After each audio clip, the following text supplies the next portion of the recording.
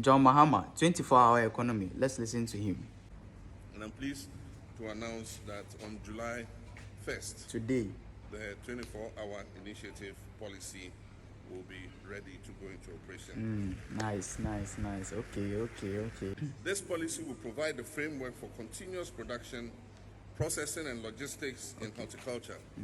It allows perishable goods like pineapples, mangoes, chilies, and herbs to move swiftly from the field to ports to international shelves, minimizing losses and maximizing value. Okay.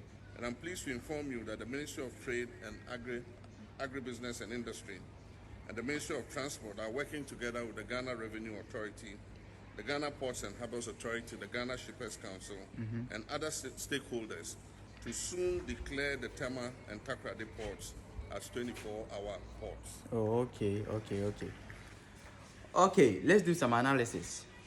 The initial amount of money the government of Ghana is ready to invest into the 24-hour economy is about $400 million US. And they are going to use this money for two major things. First one is to create concessional loans. And second one is to build good road and infrastructure. So with these concessional loans, the government can give you a huge amount of money to a small business. And that small business can use that money to work for a long period of time, say 3 to 5 years, with a very low interest rate, all right? Which means that businesses can grow under the 24-hour economy. But here's the shocker. In the span of 5 years, the government of Ghana is going to invest about $4 billion into the 24-hour economy. And you know, the government of Ghana can't do it alone. So the reason why they are using concessional loans and building road and other infrastructure to foster the 24-hour economy is to help attract foreign investors into the country. You understand? And you know, those investors will come with big money, so they will just come and invest into Ghana like that. That money too will be focusing on exports.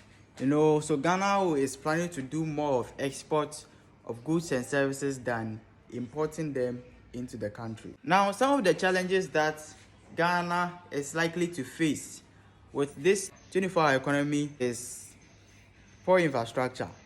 Our road network is not ready for 24-hour economy.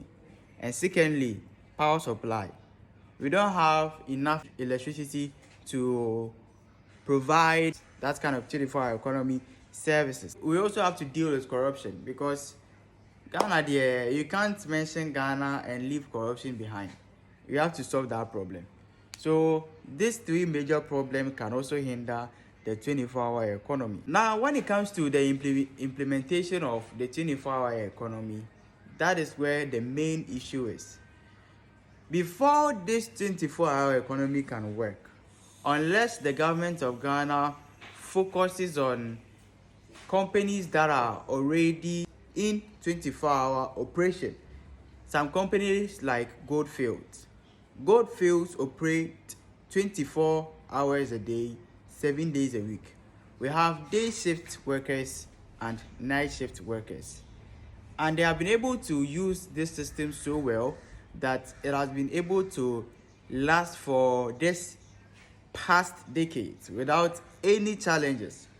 So if the government of Ghana wants to implement the 24-hour economy, the first thing that they can be able to do is to engage these companies that are already involved in the 24-hour operation, learn how they are able to operate in that system, employ that system, and apply it at the major various sectors that they think the 24-hour economy can be very efficient in. You know, the government of Ghana is really focused on the port sector, exportation of goods and services. So if the port is not practicing the 24-hour economy yet, before they can even start practicing, unless the government of Ghana go to Goldfields, go learn about how they operate their 24-hour system, employ it, and implement it into the port sector. What you say?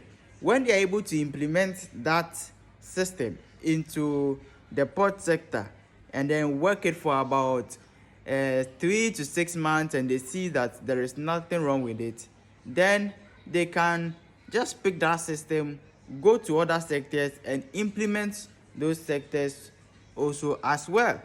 But if the government of Ghana just mentions that, oh, we are starting 24-hour economy, but they just started like that, and then they tell all the institutions to begin operating 24-hour economy and employing more workers, vision no ebeto nsuom na me come chow. And when this 24-hour economy vision fall into water, it's going to cost Ghana a lot of money, because initially government is investing about $400 million into this initiative. So imagine they just started implementing this initiative, and then 3 years or 4 years down the line, the initiative has not been able to yield any profitable result. Imagine the amount of money government of Ghana or Ghana as a country is going to lose in this initiative. It's going to be very expensive. So the government have to use proper implementation process for the 24-hour economy system to be very successful. Yeah. Let me know what you think about this analysis, and also let me know what you think about this 24-hour economy. But until we meet again, peace.